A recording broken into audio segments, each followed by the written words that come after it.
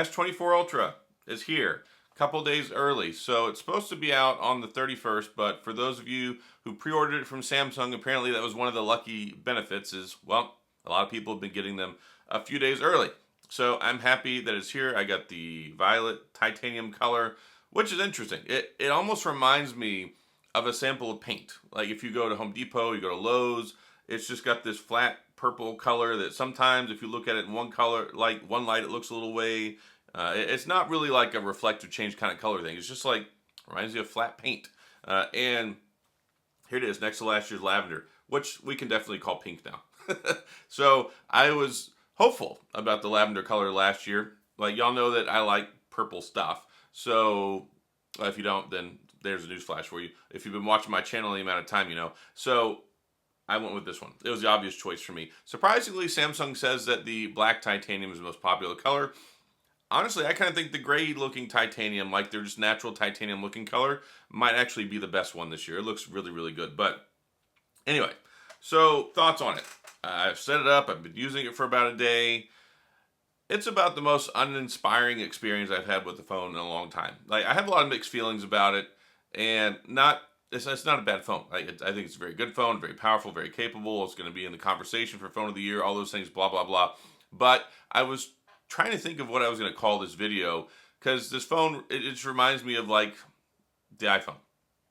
Not that it looks like an iPhone, just that Samsung's pretty much just given up and they do what iPhone does every year, and they're just making boring reiterations of the same thing. And then of course with the titanium, and then following along with that, and then they've got all these flat looking colors. It's just kind of an uninspiring phone, and it's really, really big. Like I don't like the Ultra for that one reason. Like I seldom carry this as my daily driver because it's just such a big phone.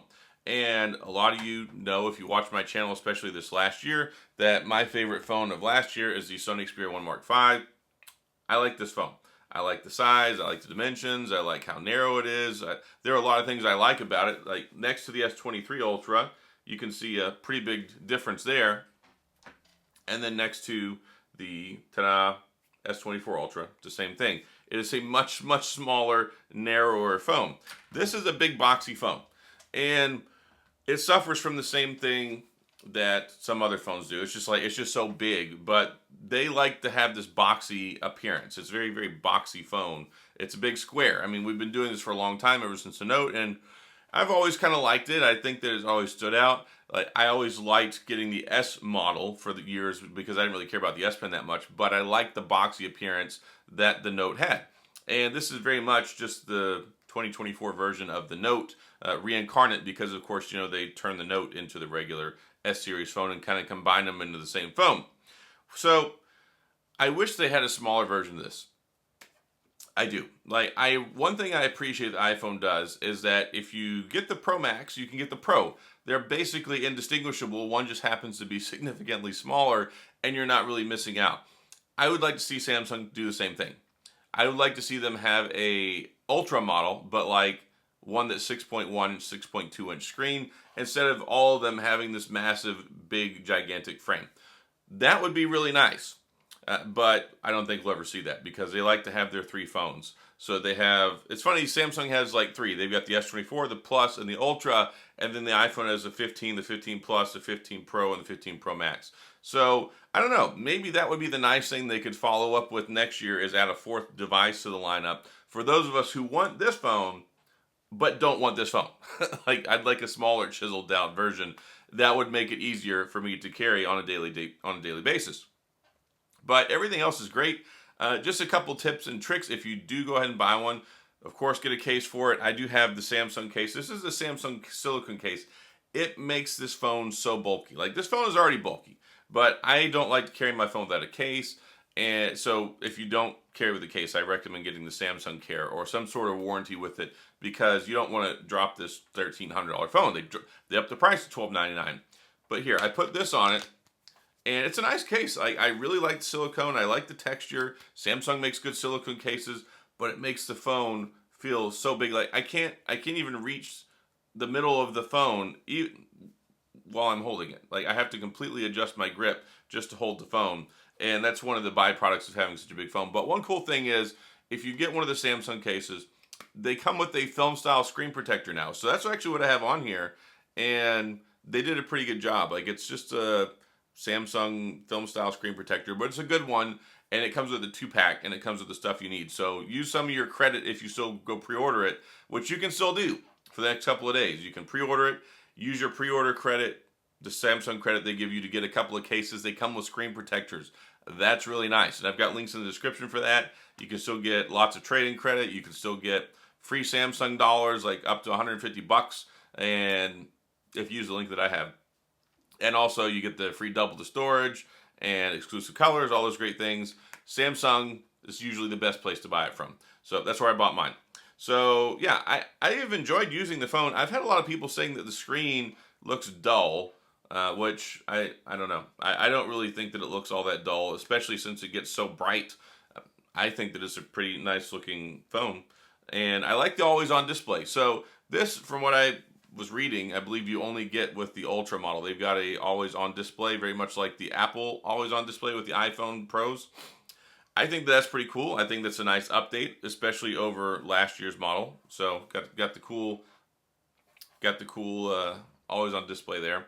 I think the fingerprint scanner works pretty good. It's the ultrasonic fingerprint scanner that they, of course, pioneered. They've had in their phones for years. I used to hate it because it was so slow and it had lots of problems. And now the sucker, it's so fast. This is the ultrasonic fingerprint scanner. It's like more accurate than optical now, and it's so fast. Of course, you got the little peephole camera for facial recognition. It's the perfect alternative. If you don't want to have an iPhone 15 Pro Max and you want the best Android phone you can get, this is it. It's just such a big phone. I mean, the 15 Pro Max is not a small phone by any stretch of the imagination either. And it's funny, I feel weird complaining about that because like my wife carries an iPhone 14 Pro Max, and she never complains about how big the screen is, and her hand is smaller than mine. And then I'm like, man, this phone's too big. So it's like almost a moot point. It's just my own personal preference. But I wish they had a smaller one, and I wish that they would change it up a little bit more. I mean, this is basically almost a fourth year where the phone from the back has looked almost exactly the same. If you put them side by side, you can't even tell the difference. Like, if you put them like this, other than the colors, there's nothing really that distinguishes it from the back from the other. And they took away the curved edge display. I like the curved edge display. I know a lot of people don't. And it's funny because I did a little questionnaire thing. I talked in my last video saying, why did people upgrade? And my intuition was a lot of it had to do with the flat screen being one of the reasons. And a lot of people confirmed that they really wanted the flat screen. So flat screen, 7 years of updates and support, the new chip, the AI, like there's a lot of reasons people upgraded. And I don't know. I'm going to have to use this some more to tell you whether it's worth upgrading as somebody who's actually used a phone. I had my prospective thoughts on whether you should get rid of your old one, but generally it's not a good idea to go a year-over-year upgrade, especially on such an expensive phone. But right now, I'm not really seeing it. So I'll have to come back and address that later on. But anyway, it's a nice phone. It's a nice phone. It's just not very inspiring. So I have some mixed feelings about it. But anyway, yeah, it's the latest and greatest from Samsung. And if you want one, if you're excited about it, you're probably going to love it. And yeah, if you're on the fence, go to the store and look at one. I always recommend people do this. Go to Best Buy if you're here in the U.S. They have them on demo. You can get a good feel for it, and you can look at it, test it out, play with it some. And that's a good way to figure out, should you get the phone? Is it one that you want? Is it too big? Lots of those different things. It's kind of like trying on shoes. Like, go look at the phone in the store. Don't just buy it sight unseen. So there's a lot of reviews out now. Also, those all apparently, I guess the embargo lifted yesterday. It was like reviews galore got dropped yesterday. So if you need to get some more information on those right now, I'm still in the process. I just got mine a day ago. I can't make a review yet. So I will be testing this out. I will have my review soon. But day one, like I said, I have some mixed feelings about it, but it's a really nice phone. So that's all I've got. If you have any questions or comments, please go to the comment section and I'll do my best to get back with you. If you enjoyed the video, please hit the like and the subscribe button and the little notification bell if you want updates when new videos come out, which is every single day, usually. And as always, thanks for being here. I appreciate you watching. Have a wonderful weekend. I'll see you guys next time.